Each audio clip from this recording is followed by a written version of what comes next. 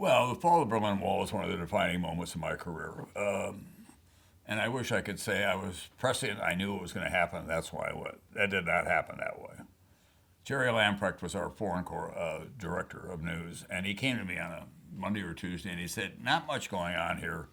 You know, a lot of turmoil in Berlin. They're going out through Czechoslovakia. Why don't you go over there and do a couple of days and then come back?" And I said, "Yeah, that's a good idea." So I actually had lunch with Dick Holbrook, a well-known American gadfly, but also a really astute guy when it came to, you know, foreign developments. And he said, "Oh, that's a great idea." So I flew that night, and the next day we made all kinds of arrangements in case things happen. We had a live crane with a camera. I could do a satellite feed, and we'd made arrangements. We had a good bureau in Berlin. But it was so slow the next day, I said, "I'm only going to do half the show here tonight because there's not enough to fill it." I was able to go back and forth at Checkpoint Charlie in a way that we'd never been able to before. And the guards were kind of motioning us through, but there was no anticipation. Anyhow, the second day that I was there, we asked for an interview with Günter Schabowski, who was the propaganda chief of the East German Politburo. He was going to have a news conference at 5 o'clock in the afternoon, Berlin time. And things were rumbling around, but there was no anticipation that was going to. So I go, and I'm about half asleep because I'd been up for 2 days at that point. My camera crew, German nationals who I'd worked with forever, they'd been there from the beginning of the Cold War. And then what I remember vividly is that in the room, the East German journalists were suddenly emboldened. They were asking him questions that they never would have before. And he was deflecting them and saying, "Oh, we're going to work this all out." And about halfway through the news conference, somebody hands him a piece of paper. And the paper, he reads it and he says, "Oh, the East German Politburo has decided that members of the GDR can exit the GDR and return to the same gates without the visas that they need," or something like that. And it was like lightning had struck the room. I turned to my German camera crew and they were shaking their head. And the AP guy who had been dozing off said, "My God, I think the wall is going to come down." And Schabowski said, "Well, that's the ruling of the Politburo," and got up and left the stage, went upstairs where I had the interview with him. And I had this wonderful woman who threw her body against the door to hold off the other correspondents trying to get into the room. And I said, "Take out that piece of paper again, Mr. Schabowski, and read it to me." And he did. And I said, "Does that mean that members of the GDR can come and go through the wall at will?" Or words to that effect. He said, "Ah, that's what it means."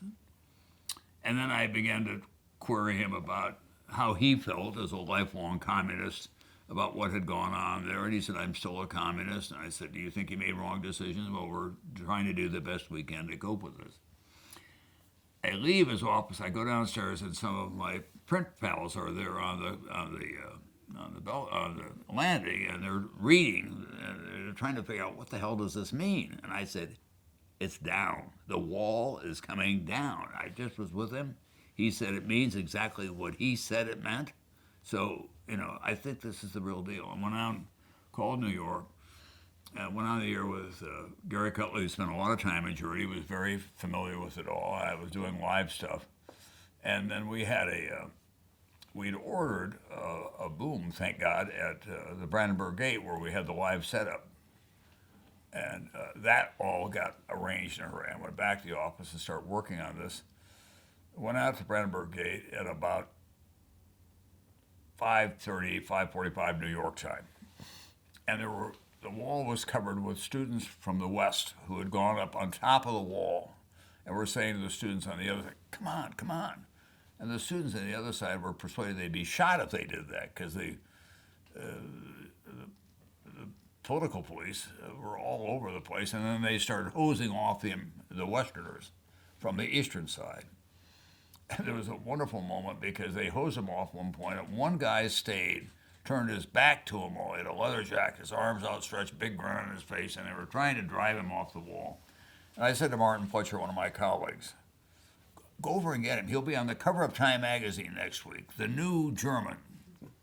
The new German. And he comes back running over to me, and Martin says, not what we think. And I said, what do you mean it's not what we think? He said, he's a drunk who's been living over here in the forest. This is his first shower in about 3 weeks. That's all he's interested in. Anyhow, we still don't have footage of them coming through the wall anywhere. And one of our cameramen was at Hofstra Gate, where the first people started to come across. And he ran about 2 miles with his camera, with his video cassette. Said, here it is, they're down. It was like 5 minutes to go. And we put it in, and I came on the air that night, and I said to New York, to the Cheryl Gould, who was in the control room, and others, just stay with me. There's no way I can do a script. I'm going to ad-lib my way for the next half an hour. Just stay with me. And so they did.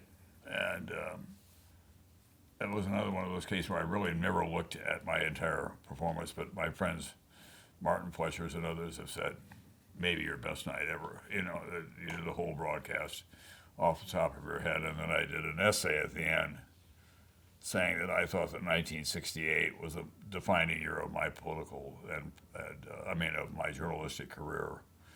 But never anything like this has happened in our lifetime, because this is the unwinding of the Soviet Union.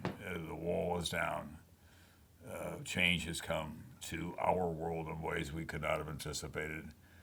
These Germans who've been living over there are now free to come and go, and it's going to have a profound effect on like that. And we were staying there a long time. Got up early the next morning, went to the wall, and it was a scene unlike anything I'd ever seen. One of my favorite stories was on the west side of the wall, there was a man who had an apartment who looked out over the wall, in effect, to a East German tailor who was working at his sewing machine every morning, and they would kind of wave at each other. Been going on for 30 years, and they never talked. And they had a reunion the next morning. I mean, think about that. And the East Germans came over in their cheap denim outfits and fake fur jackets and the Ladas, the little two-cycle cars that were belching all kinds of smoke. And they were driving down the Kurfürstendamm, a great shopping road in Berlin, filled with Mercedes and with Parisian fashions and elegant lighting. And the West Germans had their babies in proms that they would be pushing along. And these one part of the German population was living on Earth, the other population was living on Mars. And the people from Mars were coming to Earth for the first time, is the only way to describe it.